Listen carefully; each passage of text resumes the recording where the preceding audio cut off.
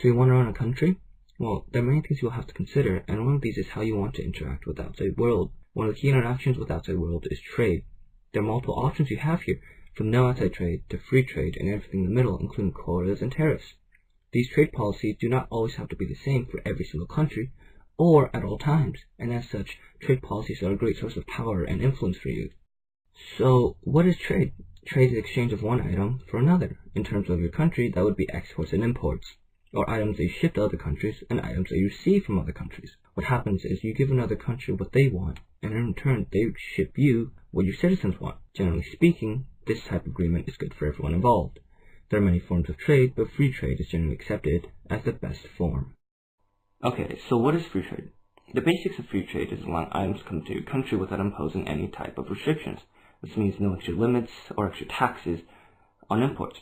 As such, free trade allows for the cheapest international goods out of any trade agreement.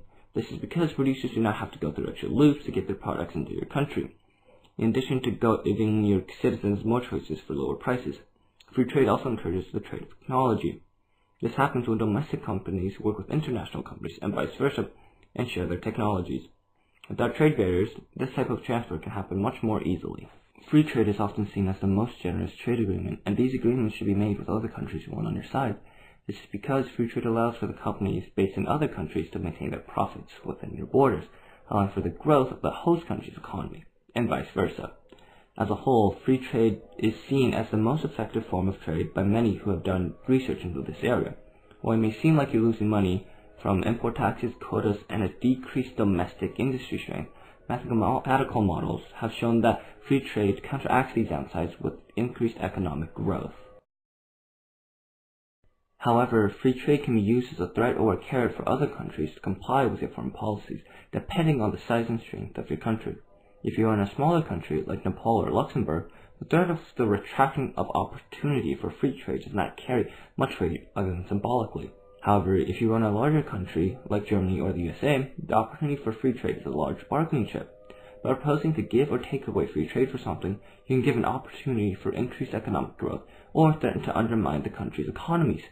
As such, rulers of large countries must understand the weight of such proposal or denial of free trade. As for rulers of smaller countries, it is almost always in your best interest to have free trade agreements with other countries, unless a larger country threatens you with trade barriers to enforce barriers with a different country. Another time you may want to consider trade restrictions with another country is to signal that you disapprove with the way their country is run. For the larger countries, the opportunity of trade can cover up many atrocities that your country creates, or impose your will on countries with weaker or struggling economies, when the key ways of stating your pleasure or displeasure to the way another country is run, and to change the way the country is run, is through the opportunity or removal of trade options. Another reason not to allow trade would be to protect domestic industries. When your domestic industry is struggling, a way to help the industry would be to decrease the amount of competition. The easiest way to reduce competition would be to remove foreign products that are similar in the market. There are many ways to restrict trade, like tariffs and quotas.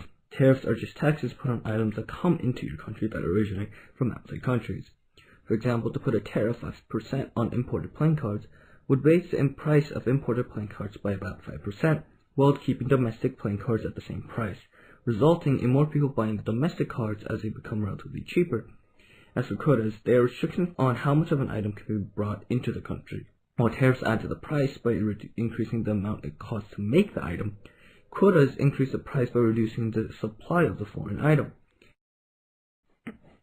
Trade is very important in many ways, ranging from the quality of life of citizens, the economy, to even global relations. The quality of life of citizens is increased with greater trade, as is the economy in most cases. As for global relations, trade is a powerful tool for outside countries to understand what you stand for, what you will tolerate, and how you want the world to be run.